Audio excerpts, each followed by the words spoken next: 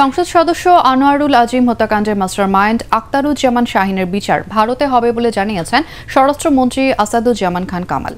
হত্যার সাথে জড়িত অনেকের নামই সামনে আসছে বলেও জানান তিনি। সচিবালয়ে সাংবাদিকদের প্রশ্নের উত্তরে স্বরাষ্ট্রমন্ত্রী বলেন, পুলিশের গুলিতে পুলিশ সদস্য হত্যার বিষয়টি গুরুত্বের সাথে তদন্ত করা হচ্ছে। আরও জানাচ্ছেন ফজলে রাব্বি। ভীষণ নিয়ে এলো ফুলঝুরি মেগা অফার সিজন 6। এই অফারে ফ্রিজ কিনলেই পাচ্ছেন নিশ্চিত 12 সেটের আকর্ষণীয় গিফট বক্স একদম ফ্রি। কলকাতায় এমপি আনোয়ার হত্যার তদন্ত করছে ভারত ও বাংলাদেশের পুলিশ ও গোয়েন্দারা। এরই মধ্যে দুই দেশের গোয়েন্দারা হত্যার রহস্য উদ্ঘাটনে অনেক দূর অগ্রসর হয়েছে। এসব তথ্য জানিয়ে স্বরাষ্ট্রমন্ত্রী আসাদুজ্জামান খান কামাল বলেন, এখন পর্যন্ত এই ঘটনার মাস্টারমাইন্ড হিসেবে চিহ্নিত আখতারুজ্জামান শাহিন বর্তমানে মার্কিন যুক্তরাষ্ট্রে অবস্থান করছে বলে জানা গেছে।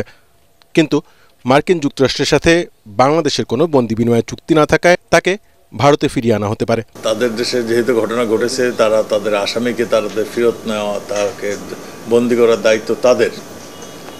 আমি যতটুকু জানি ভারতের সঙ্গে বন্দি বিনিময় চুক্তি যুক্তরাষ্ট্রে আছে।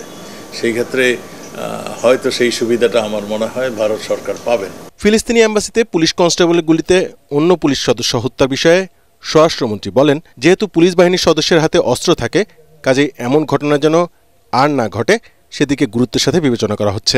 আইন শৃঙ্খলা বাহিনী তো আইন শৃঙ্খলা রক্ষা করার জন্য, তাদের কাছে অস্ত্র থাকে যে তারা যদি এইরকম কোনো সিচুয়েশনে পড়ে, তারা যদি অ্যাটাক হয় কিংবা কারোর প্রতি যদি দেখে এরকম অতর্কিত হামলা চলছে, তখন তাকে সেভ করার দায়িত্বটা আইন শৃঙ্খলা বাহিনীর উপরে থাকে।